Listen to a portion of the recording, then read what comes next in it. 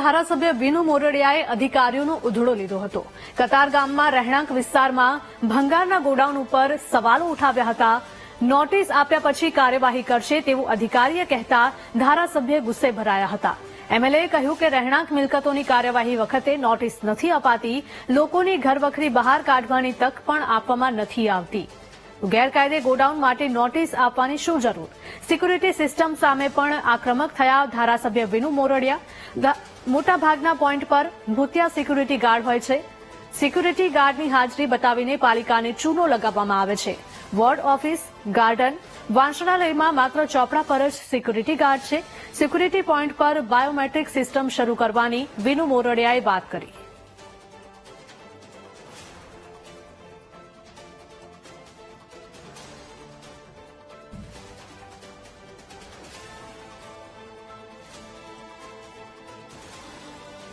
સુરત મહાનગરપાલિકાની સંકલન બેઠકમાં ધારાસભ્ય દ્વારા અધિકારીઓ પર આકરા પ્રહાર કરવામાં આવ્યા છે. અધિકારીઓને ગંભીર મુદ્દે ટકોર કરવામાં આવી છે. વિનુ મોરડિયા કતારગામ વિધાનસભાના ધારાસભ્ય સુરત મહાનગરપાલિકાની સંકલન બેઠકમાં જે ભૂતિયા સિક્યુરિટી ગાર્ડો હોય છે અને જે ભંગારના રહેણાંક વિસ્તારમાં ભંગારના ગોડાઉનો ખોલવામાં આવ્યા છે તેને લઈને ટકોર કરવામાં આવી છે અને જવાબો પણ માંગવામાં આવ્યા છે. વિનુભાઈ આપણી સાથે જોડાયા છે. વિનુભાઈ, સંકલનમાં આ વખતે તમે મહાનગરપાલિકાના અધિકારીઓ સાથે ઉગ્રતાથી રજૂઆત કરી છે અને કડક અમલ થાય તે પ્રકારની વાત કરી છે. ભંગારના ગોડાઉનો જે રીતે રહેણાંક વિસ્તારોમાં છે તેને લઈને શું હતી?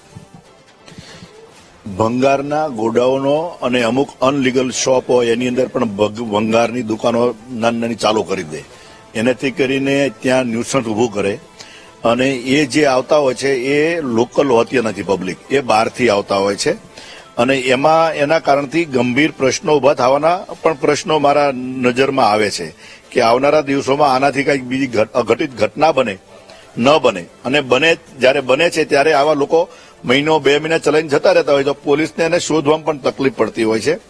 અને રેસિડેન્ટ વિસ્તારમાં એમ પણ ગોડાઉન નહીં હોવા જોઈએ, ભંગારના ગોડાઉન રેસિડેન્ટ વિસ્તારમાં નહીં હોવા જોઈએ. તો એ શું કામ ચાલો? આપણે અધિકારીઓની નજર હેઠળ જો ચાલતા હોય તો એ નહીં ચલાવવા જોઈએ. એટલા માટેની મારી રજૂઆત હતી કે આને સેફ સુરતને આપણે રાખવું છે તો આવા રેસિડેન્ટ વિસ્તારમાં નહીં ચાલવા જોઈએ અને તાત્કાલિક બંધ કરો. બીજો મુદ્દો એ હતો કે સિક્યુરિટી. બીજું કે કતારગામમાં જે રીતના રહેણાંક વિસ્તારોમાં આ ગોડાઉનો છે તો અધિકારીઓએ કઈ રીતના જવાબ આપ્યા હતા? કારણ કે જે રીતે જવાબ આપ્યા હતા ત્યારબાદ તમે ખૂબ જ ઉગ્ર પણ થયા હતા અને ખખડાવા પડ્યા હતા. શું કહેશો? એમણે એવું કીધું કે અમે એને 6 દિવસની નોટિસ આપીએ છીએ અને નોટિસ આપ્યા પછી અમે એને બંધ કર્યા. એના જવાબની રાહ જોતા હતા. એટલે મારી રજૂઆત એ હતી કે તમારા ધ્યાનમાં જ છે તો અત્યાર સુધી નોટિસો કેમ નથી આપી? તમારા ધ્યાનમાં જ હોવું જોઈએ, તમારી જવાબદારી ડ્યુટીમાં આવે છે અને નોટિસ આપવાની 6 દિવસની શું કામ? રેસિડેન્ટ વિસ્તાર હોય, કોઈ રહેતા હોય બિનઅધિકૃત તો એને રહેવા માટે એનું ઘર પરિવાર બદલવા માટે સમય આપવો જોઈએ, બિલકુલ. પરંતુ જયારે આવો ભંગાર જયારે નાખતો હોય, ભંગાર માટેનો કોઈ સમય જ નહીં હોવો જોઈએ. એને તાત્કાલિક તમારે સીલ જ મારવો જોઈએ. એ જવાબ જે હતો એનાથી હું સંતુષ્ટ નહોતો. એટલા માટે મારે કહેવું પડ્યું કે આ જવાબ મને યોગ્ય લાગતો નથી અને તાકીદે બંધ કરવા જોઈએ. અને કમિશનરશ્રીએ પણ કીધું કે આને તાત્કાલિક બંધ કરો અને સૂચના આપી છે અને એ બંધ થઈ જશે. બીજું એવું પણ કહેવાતું કે રહેણાંક વિસ્તારોમાં મિલકતોને ડિમોલેશન કે સીલ કરવાની હોય ત્યારે કોઈ નોટિસ નથી હોતી અને જ્યારે આવા ગોડાઉનમાં જ્યારે ધ્યાન પર છે તો એને સીલ કઈ રીતે તાત્કાલિક એક્શન થવું જોઈએ? ઘણી વાર કોઈ વાર એવું બને કે જયારે વધારે પેલો હોય તો કોઈ વાર બિનઅધિકૃત હોય તો એને તાત્કાલિક એને બંધ કરવા કે સીલ મારવા જાય છે અને કર્યા છે. આવી ઘટનાઓ બની છે અને એ વ્યાજબી છે. તો આમાં કઈ રીતે ભંગારની દુકાનમાં એને સીલ? એટલે આ પ્રકારનો જવાબ જયારે સંકલનમાં આપતા હોય ત્યારે એનો યોગ્ય જવાબ નહોતો. એટલા માટે મને થોડુંક લાગ્યું કે એમને જરાક સમજાવવા પડશે. સમજાવવાની રીત પણ આપણે ખરેખર બહુ સારી હતી એટલે તાત્કાલિક એક્શન પણ લેવાઈ રહ્યા છે. હવે બીજો મુદ્દો પણ સાથે સાથે ગુંજ્યો હતો કે આ ઘણા લાંબા સમયથી અગાઉ પણ એકવાર આવી ચૂક્યો હતો કે ભૂતિયા સિક્યુરિટી ગાર્ડ હોય છે કે ભૂતિયા અધિકારી એટલે રાખવામાં આવે છે, જેને લઈને મોટો ચૂનો ચોપડાય છે. આની પણ એક ટકોર આપણે કરી છે, રજૂઆત કરી છે. એ કઈ રીતની છે? સુરત મહાનગરપાલિકા સિક્યુરિટી ગાર્ડ, સિક્યુરિટી એજન્ટને વખતો વખત એને ગાર્ડ્સ માટેની એજન્સીઓને કામ આપતી હોય છે અને 1 કરોડ રૂપિયાના કામ આપતી હોય છે. એવા સમયે જયારે એને સિક્યુરિટી ગાર્ડ ફાળવવાના હોય, જયારે કોર્પોરેશનના કોઈ પણ જે કઈ મિલકતો હોય, ગાર્ડનો હોય, શાંતિવન હોય, બધે એવી જગ્યા પર જયારે સિક્યુરિટી ગાર્ડ જોવા ઘણીવાર મળતા નથી. કોઈ વાર હોય તો એની ફિટનેસ યોગ્ય ન હોય. ખરેખર ગાર્ડ તો એનું કામ એ છે કે દોડીને પકડી લેવાનો અથવા તો જોવે તો એને ઓળખાઈ જવો પડે. તો એ પ્રકારના ગાર્ડ્સ નહીં હોય તો એવા લોકોને પણ એને ફિટનેસ ચેક કરી અને ગાર્ડ્સ મૂકવા પડે. એનું રજીસ્ટ્રેશન થવું પડે કે અમારી આ જગ્યા પર અમારો આ ગાર્ડ્સ હશે. પછી જેને જ્યારે ઈચ્છા ત્યારે બદલાઈ જાય અને એવું પણ નહીં હોવું જોઈએ.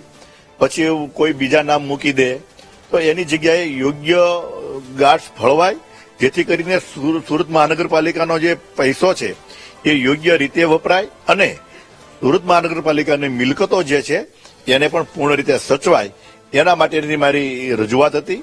એને ખાલી શિક્ષાત્મક રીતે એને દંડ આપી એને મુક્ત નહીં કરવા જોઈએ. વારંવાર આવી જે ઘટનાઓ આનો સર્વે થાય, વારંવાર જેને વધારે દંડ આપ્યા છે એને બ્લેકલિસ્ટ કરવા જોઈએ. એને ફરીથી એજન્સીને કામ સોંપવું નહીં જોઈએ, જેથી કરીને વારંવાર અમારે આ ધ્યાન દોરવાનું જે ફરજ પડે છે. અમારું કામ એ છે કે કાંઈક ક્ષતિઓ રહેતી હોય તો ચૂંટાયેલા પ્રતિનિધિ કરે અમે આની સંકલનની અંદર અમે આની રજૂઆત કરતા હોય છે અને એ કરી છે અને આવનારા દિવસોમાં આમાં સુધારો આવે એટલા માટે. સાથે સાથે એક આપણે સૂચન પણ કર્યું હતું કે જો તમે અધિકારીઓ સરપ્રાઇઝ રીતે ચેકિંગ કરો અને જશો તો તમને ખ્યાલ આવશે કે કઈ રીતના ત્યાં સિક્યુરિટી છે કે નથી. અમારી પાસે અમે પ્રજાના પ્રતિનિધિ છીએ. સુરત મહાનગરપાલિકાની તમામ પ્રકારની કમસે કમ 100 જાતની સુવિધાઓ, અલગ અલગ પાણી હોય, ગટર હોય, બધી જ વસ્તુની અમારી પાસે રજૂઆત ફરિયાદ આવતી હોય. અમારી પાસે વ્યક્તિગત કોઈ તંત્ર હોતું નથી. અમારી પાસે વ્યક્તિગત જયારે કોર્પોરેશનની અંદર જયારે બધી સુવિધાઓ ઉપલબ્ધ કરવામાં આવે છે અને એને વિભાગો ફાળવવામાં આવે છે, એને પોતાના અધિકારીઓને પોતપોતાના વિભાગો જ હોય, તો ઓફિસમાં બેસીને જે રિપોર્ટને ફાઇલ કરે છે એના કરતા એને ફિલ્ડમાં જવું જોઈએ. અને મારું ચોક્કસ માનવું છે અધિકારીઓ પેલા ફિલ્ડમાં જતા હતા. એક નાની નાની બારીકાઈથી વસ્તુ, જો એક ધારાસભ્ય તરીકે હું જો કોઈ ચેક કરવા જતો, હું કોઈ જગ્યાએ જો સફાઈનું જોવા જતો, કોઈ જગ્યાએ માર્શલો છે કે ગાર્ડ છે કે નહીં જોવા જતો, તો અધિકારીની તો પહેલી ડ્યુટી છે એને તો પગાર જ આપ માટે આપવામાં આવે છે. તો આ અમારા ધ્યાન ઉપર આવ્યા પછી એને તાત્કાલિક કાર્ય કરવું પડે અને અમે ધ્યાનમાં આવ્યા પછી જ કરવું એવું નહીં. એની પોતાની પ્રથમ ડ્યુટી છે કે એને કેમ નહીં કર્યું, એટલા માટેના મારા સવાલો હતા. બીજું એક સૂચન એવું પણ હતું કે આવી જેટલી જગ્યા પર પોઈન્ટો પર ભૂતિયા જે રીતે અધિકારીઓ એટલે કે આવા કર્મચારીઓ સામે આવી રહ્યા છે તો એની સાથે બાયોમેટ્રિક સિસ્ટમ લાગવી જોઈએ, એવી કોઈને કોઈ સિસ્ટમ લગાવવી જોઈએ જેનાથી આવી છટકબારી ના થાય. આને જયારે મેં કીધું ને એની ફિટનેસ પહેલા ચેકઅપ કરવી પડે, એની પણ એક કમિટી બનાવવી જોઈએ કે જેથી કરીને એ પ્રકારના લોકો અંદર આવી શકે. સમયસર એના થીમ્સ લેવા જોઈએ કે આ સમયે ગાર્ડ્સ આવ્યો છે અને એ ગાર્ડ્સ આવીને પણ મોબાઈલમાં ન જોવો પડે. એને જ્યાં યોગ્ય જગ્યાએ જ્યાં બેસવાનું જે સ્થળ આપવામાં આવે ત્યાં બેસવું જોઈએ. જરૂરી લગાય તો એવા એ પ્રકારના માણસો હોય તો એને તપાસવા પણ જોઈએ, એને પૂછવું પણ જોઈએ. આ તો કોઈ પણ ગમે તે કરે, ગાર્ડ પોતાની રીતે ગમે ત્યાં ખૂણામાં બેઠો હોય, આ પ્રકારની હાલતો ગાર્ડનોમાં અને કોર્પોરેશનની મિલકતોમાં જોવા મળી અને આ મારા ધ્યાનમાં આવ્યું છે અને આ નહીં થવું જોઈએ. આવી પ્રકાર જયારે પૈસો જયારે ખર્ચવામાં છે ગાર્ડ્સ માટે તો એને યોગ્ય ધ્યાન રાખે અને પૂરી કાળજી લેવાય એ માટેની મારી રજૂઆત હતી. આખરી સવાલ આ રીતે જયારે સામે આવ્યું છે તો એક પાલિકાને ચૂનો ચોપડવા સાથેનું મોટું કાવતરું હોય કે તો મોટું કૌભાંડ કે ભ્રષ્ટાચાર કહી શકાય એને? મોટું નાનું એના કરતા ઠીકથી થતું નથી, યોગ્ય રીતે નથી થતું અને યોગ્ય રીતે થવું જોઈએ એની ઉપર મારું ધ્યાન કેન્દ્રિત છે કે આપણી મિલકતો વાંચનારીઓ દીકરીઓ વાંચવા જતી હોય ત્યાં સિક્યુરિટી યોગ્ય રીતે હોવો બેસવો જોઈએ અને એને તપાસવો જોઈએ કે બધા સલામત રહે. રૂપિયા પાલિકા ચૂકવે છે અને અહીંયા એટલું સામે કામ પણ નથી થતું, એટલે ભ્રષ્ટાચાર એ લોકો આચરતા હોય એવું કહેવાય. કાંઈક ને કાંઈક ગેરરીતિ આચરે છે એવું એ કહી શકાય કે જે કોન્ટ્રાક્ટર હોય એ ગેરરીતિ આચરે છે અને એને પકડવાનું કામ અધિકારીઓનું છે, એને કરવું જોઈએ. બિલકુલ. એટલે આ હતા કતારગામ વિધાનસભા ધારાસભ્ય વિનુભાઈ મોરડિયા. જે રીતે સંકલન બેઠકમાં તેમણે બે મહત્વના મુદ્દા પર ખૂબ જ આકરી ટકોર કરી છે. એક તો ભૂતિયા જે એજન્સીઓના કર્મચારીઓને રાખવામાં આવે છે અને તેને લઈને કરોડોનો ચૂનો ચોપડવામાં આવે છે, તો બીજી રીતે આ વિસ્તારોમાં એટલે કતારગામ સહિતના વિસ્તારોમાં ભંગારના જે ગોડાઉનો છે ગેરકાયદેસર રહેણાંક વિસ્તારોમાં ધમધમી રહ્યા છે તેને તાત્કાલિક ધોરણે દૂર કરવા જોઈએ અને તેને લઈને આકરી ટકોર મહાનગરપાલિકાના અધિકારીઓને કરી છે. કેમેરામેન દેવેશ સોલંકી સાથે ધ્રુવ સોમપુરા, વીટીવી ન્યૂઝ, સુરત.